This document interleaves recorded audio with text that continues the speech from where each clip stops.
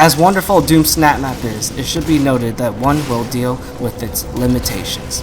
If you do plan on wanting to make decent or quality levels in today's times, you will learn that making those kinds of levels in Doom SnapMap can be a challenging experience. You can only work with a couple textures, the grid room is not as big as you think it is, enemy AI only half works if you put it on custom vertical spaces, and the list just goes on and on. With Doom Eternal finally having mod tools being released, Doom SnapMap is just going to look even more limiting in the long term. Once the modders understand how to make levels properly, that's going to help the Doom Eternal custom mapping scene greatly for sure. The modders are going to be able to have more freedom of what they can create versus creating a Doom SnapMap for Doom 2016. Despite the limitations of Doom SnapMap, it is possible to overcome it, and that is one of the important skills that you must have if you want to make good Doom 2016 levels. Throughout Doom 2016's lifespan, I've definitely bumped into maps where at times I forget about the limitations of SnapMap because the maps are just that good. And this map I want to talk about is definitely a great one in terms of delivering a great campaign experience. I'm going over a map that is a remake of a classic Doom level, but it is also an original map at the same time. E2M4 Dual Deimos Labs is the name, and it's a snap map that's going to take players back in time, but you're also playing a modern style Doom level too. The first section of the level should be fairly similar to the original E2M4, but once you've waken up within the map, you are now entering into the modern section of the level. It's definitely showcasing a lot of the cool techniques you'd expect in today's good Doom 2016 levels, like using decals to their fullest extent. This is where the player will experience new content within the familiar E2M4 remake, and it's jam-packed with lots of great stuff to offer.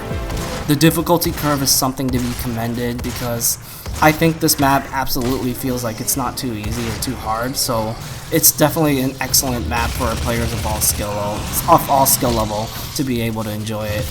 Let's take a look within the editor and see what the map looks like from various footages.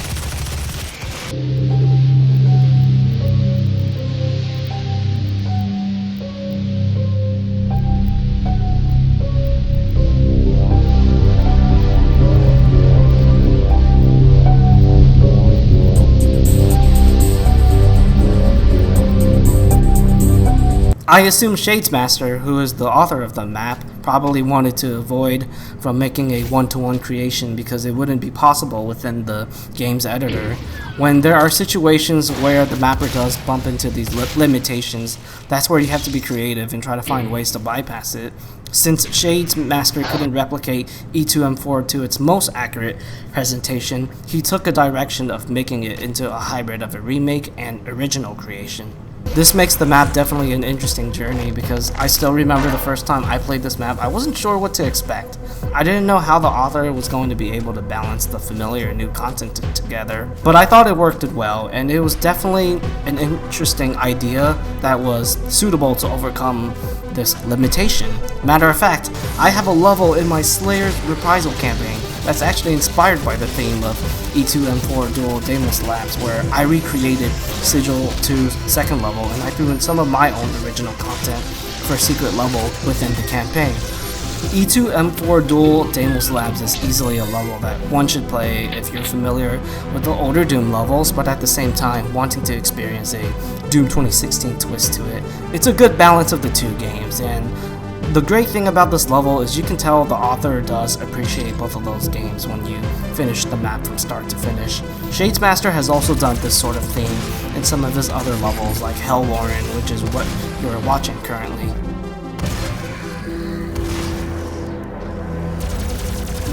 Dealing with the limitations of Doom SnapMap will be a thing, and it's fairly inevitable. However, with some brainstorming and good game design skills, you can still end up making quality levels at the end of the day.